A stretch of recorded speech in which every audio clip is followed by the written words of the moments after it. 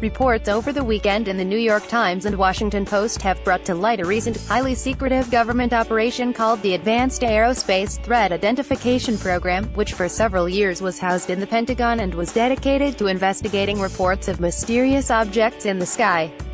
Established in 2007 with the support of U.S. Senators Harry Reid and Ted Stevens, the program was charged, according to the newspaper reports, with looking into sightings of UFOs, especially by members of the U.S. Armed Forces. The supposed reason was to assess the national security risks these objects might pose, and to consider the possibility of reverse engineering them. The program's funding was cut off in 2012, but by the end of that year it had spent a total of around $22 million. Its existence was made public by Luis Elizondo, a career intelligence officer and former head of the program, who says that unfunded investigations are still ongoing. Documentation, including video footage provided by Elizondo, shows what he describes as a flying white object with no flight surfaces, no apparent type of thrust mechanism, something that is hovering, something that is demonstrating extreme maneuverability. Elizondo resigned as director of the AATIP in October, complaining to Secretary of Defense Jim Mattis that the excessive secrecy surrounding the program and the ridicule and stigma faced by its personnel from their Pentagon colleagues chronically hindered their work. If so, they suffered the same fate as other UFO investigative bodies of the past. In the United States, the first government-sponsored program for looking into UFO sightings was Project Sign, which began in the wake of the first wave of reports of flying saucers in 1947. Project Sign ended its work in 1949, having investigated more than 250 cases.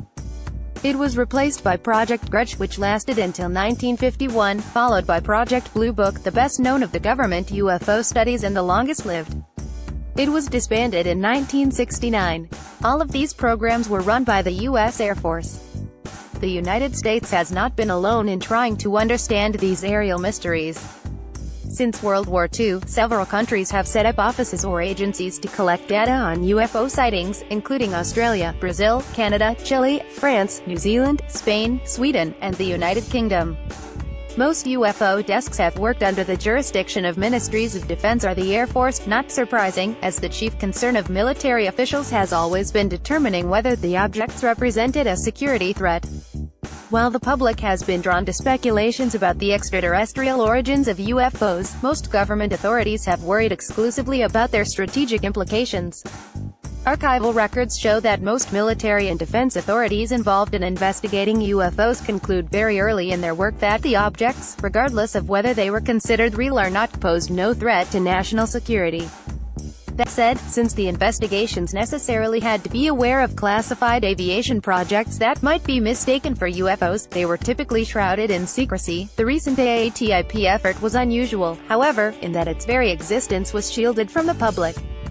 Beginning with France in 2007, most governments with UFO desks have publicly released their formerly classified documents, having convinced themselves that there was little reason to keep them confidential.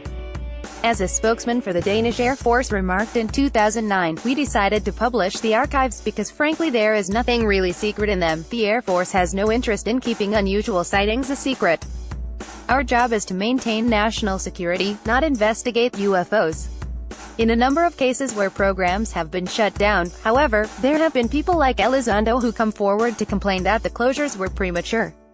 During the 1970s, astronomer J. Allen Hynek, who had been the chief scientific consultant for Project Blue Book, argued that numerous unexplained sightings warranted serious scientific investigation.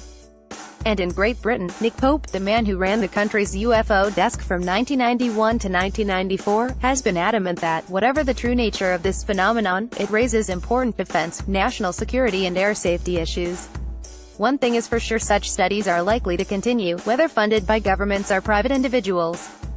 Like this article? Sign up for our news